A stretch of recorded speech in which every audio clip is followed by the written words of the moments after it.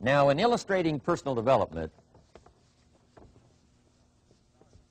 Mr. Shoaff, my teacher, started with money. You know, money's not the only place to start in talking personal development, but it's where he started, so let me share the thoughts he shared with me back then. Let me share them with you. Here's the best lesson I can give you on economics. It's very simple. We get paid for bringing value to the marketplace. That's about as simple as I can put economics. We get paid for bringing value to the marketplace. Now, it takes time to bring value to the marketplace. However, we do not get paid for time, so we cross that out. Mistakenly, the man says, I'm making about $20 for an hour. Not true. If that was true, you could just stay home, right, and have them send your money. So that's not true. We don't get paid for time. We get paid for value brought to the marketplace. Now, since that's true, here's one of the key questions of my talk to you today. Is it possible to become twice as valuable to the marketplace and make twice as much money in the same time? Is that possible? The answer is yes. Could you become 3 times as valuable as you might be right now to the marketplace and make 3 times as much money in the same time? And the answer is yes. 5 times, 10 times? Of course. America is unique. It's a ladder to climb. It starts down here, let's say, at $5 an hour, and it keeps going up. Top income last year, $80 million. The guy who runs Coca-Cola. Now, that's a heck of a ladder. That's why everybody wants to come here, right? The boat people are not headed for Vietnam.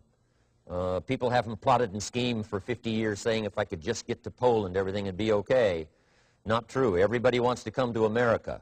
And the reason is because we've got the best wind ever blowing in our favor. We've got the best economic opportunity anybody's had in 6,500 years. And all you have to do is understand it and take advantage of it. Now, there's some key questions to ask here. Why would the marketplace pay someone only $5 an hour? Very simple answer. They're not very valuable to the marketplace. Now, we must underline to the marketplace. This person might be a very valuable brother, yes. Member of the family, valuable, yes. Valuable member of the church, of course. Valuable citizen of the country, yes.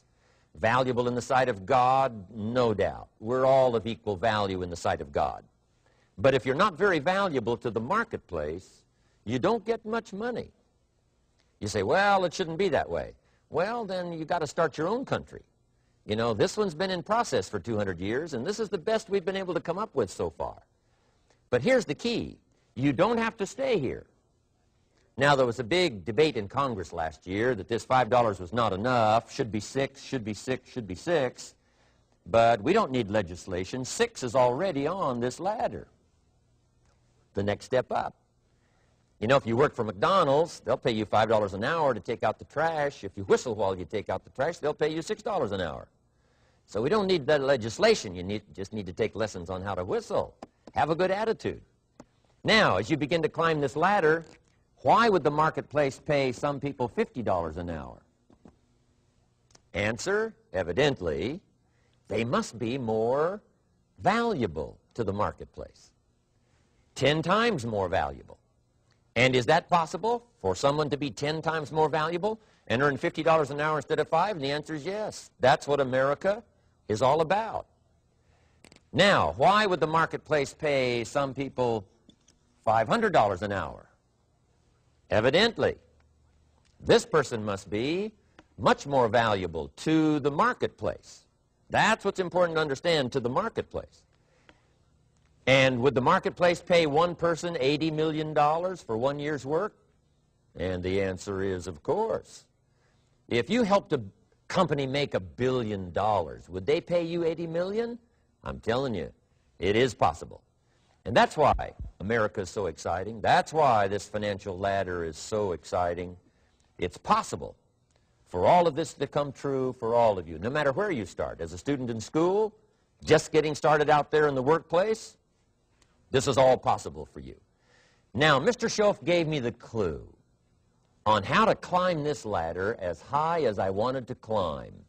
Now, we're talking primarily economics here. There's a lot of other ways to become valuable to your family, valuable to your friends, valuable to the community, valuable to the team, right? Valuable to the team effort, valuable to the concert. But here's what he said to me. In climbing this ladder economically, all you have to do is work harder on yourself than you do on your job. Once I heard that, it made sense to me. I kept hoping that everything else would change around me, found out that if I went to work on myself, worked on my skills, worked on my language, if I became better than I was each year, if I grew in skills and language and vocabulary and competence, then I would become attractive to the marketplace. Not very long ago, a company called me and said, Mr. Rohn, we're expanding internationally.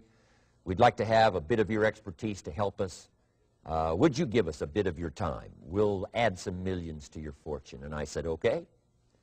And I thought later, isn't that interesting they would call me? Then my second thought was, of course they'd call me. Who else would they call? I can get the job done. Now, what a contrast for me, farm boy from Idaho, raised in obscurity, parents of modest means, broke when I was 25. How come I would get a telephone call and someone offer me a lot of money to help them in expanding around the world? Simple answer, evidently. Something happened to me between age 25 and where I am today. And I can tell you where it all started. From my teacher, Mr. Shoaff, who said to me, we don't have to change what's going on out there. That's the wind that's blowing. All we have to do is change what's going on in here. And now there's several ways to do that on personal development. And let me give you those ways. Here's the first one. We must learn from personal experience. Pretty simple. Learn from what happens to you. Take a look back over the last few months. Did you make some mistakes? How could you correct those for the future? Take a look back over the last year. Have you done it right or done it wrong? Let's correct it for the next year. Learn from your personal experience. Mr. Shoaff asked me when I first met him, he said, Mr. Rohn, how are you doing? You've been out there now 6 years. And I said, I'm not doing very well. He said, I suggest you not do that anymore. What a simple, swift analysis to my situation. He said, if you keep doing it, the next 6 years will be like the last 6. You don't want that to happen. Let's make the changes. So learn from your personal experience. Now, here's number 2, why I came to share this video experience with you today. And that, I call it OPE, other people's experiences. That's me, other people. That's your teacher, other people. That's your friends and colleagues, other people.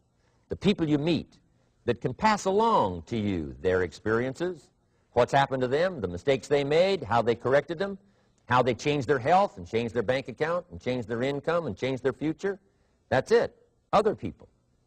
Now, there's 2 kinds of people to learn from. One is failures. It's too bad failures don't give seminars, right? That would be valuable. Bring your notebook, have them tell you how they lost it all and threw it all away, threw their health away and threw their friendships away and things didn't work out well. That would be valuable. But now then we must also learn from positive, people that have done well. They've got the health, and so we ask them, how did you become so healthy? They've got the skills, so we ask them, how did you become this skillful? They've got the income, so we ask them, how did you get here in such a short period of time? So now here's what's important in personal development. In learning from other people, we learn, number 1, by observation. We learn what we see. We watch people that are successful in what they do. In sports, we watch their disciplines. In business, we watch their disciplines. By observation, what we can see. The reason I created this video is something that you could see someone's experiences translated for you. Second, we learn by what we hear. I've got some of my lectures on cassette